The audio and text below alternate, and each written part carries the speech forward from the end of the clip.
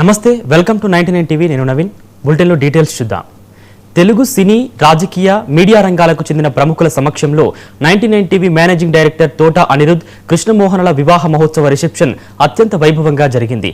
హైదరాబాద్లోని financial district వట్టినాగులపల్లిలో గల హైవన్ కన్వెన్షన్లో నిర్వహించిన ఈ వేడుకకు అతిరథ మహారథులు తరలివచ్చి నూతన వధూవరులను ఆశీర్వదించారు.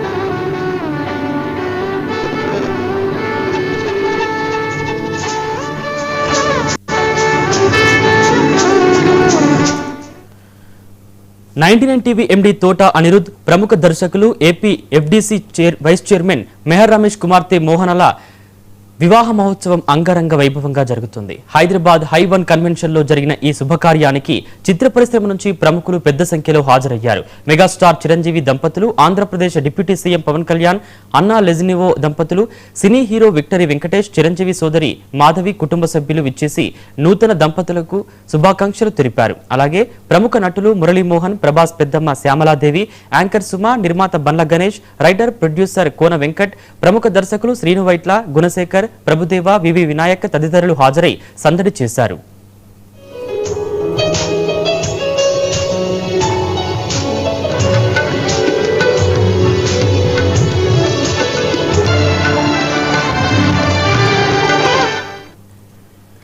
సినిమా రంగంతో పాటు రాజకీయ, అధికార వర్గాలకు చెందిన ప్రముఖులు ఈ వివాహ వేడుకల్లో ప్రత్యేక ఆకర్షణగా నిలిచారు. కేంద్ర, రాష్ట్ర స్థాయి నేతలు తరలివచ్చి వధూవరులను దీవించారు.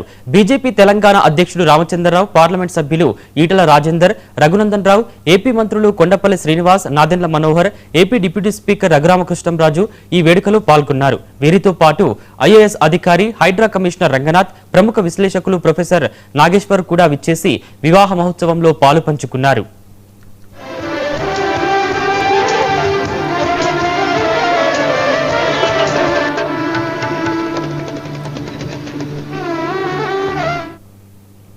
ఈ వేడుకలో సీనియర్ నేతలు తోటా త్రిమూర్తులు, కరణం ధర్మశ్రీ, పేర్ని నాని, అంబటి రాంబాబు, వినోద్ కుమార్, దానం నాగేందర్, ఎమ్మెల్యే గంటా శ్రీనివాసరావు సహా పలువురు ప్రజాప్రతినిధులు నూతన వధూవరులను ఆశీర్వదించారు. ఇరు కుటుంబాల ఆత్మీయులు, స్నేహితులు మరియు 99 టీవీ ప్రతినిధుల సమక్షంలో అత్యంత వైభవంగా, ఆహ్లాదకరమైన వాతావరణంలో రిసెప్షన్ జరిగింది. నూతన దాంపత్య జీవితంలోకి అడుగు పెడుతున్న అనిరుద్, కృష్ణమోహనలకు వివాహ శుభాకాంక్షలు వెల్లువెత్తుతున్నాయి.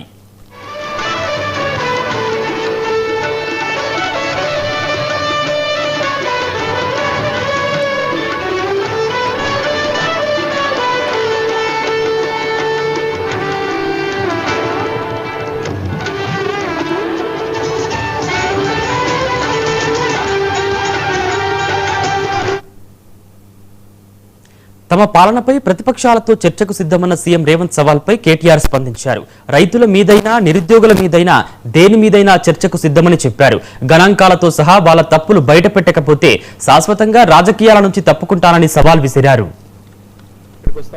ముఖ్యమంత్రి విసిరిన సవాలుకు